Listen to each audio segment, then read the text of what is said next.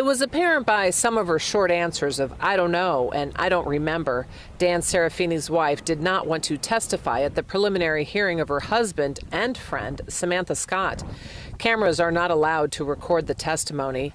Aaron Spohr told the judge she doesn't think either of them had anything to do with their parents' shootings in early June of 2021.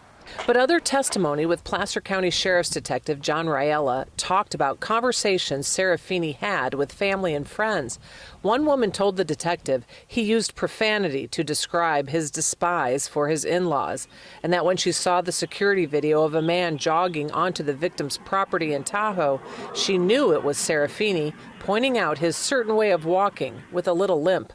A co-worker told the detective after hanging up the phone with his wife, Serafini was mad over his in-laws not feeding his kids, saying, "One of these days I'm going to kill the expletives."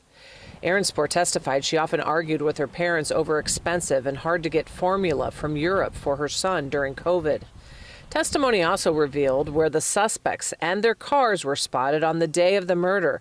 They both checked in to a Red Lion Hotel in Elko, Nevada. Serafini, the afternoon of June 4th. Scott arrives the next morning at 10:31, telling the detective they drank a lot that night and slept in the hotel, she in the bed, he on the couch.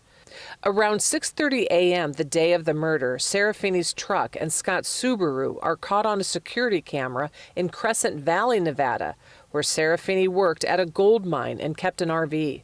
Prosecutors believe Serafini is the man in the video arriving at the victim's home just after 5 p.m. His wife of 13 years, though, told the detectives that is not her husband on the video. In Roseville, Michelle Bandur, KCRA 3 News.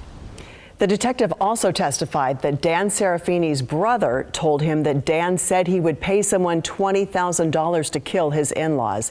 Testimony is expected to wrap up tomorrow in the 4th day of this preliminary hearing.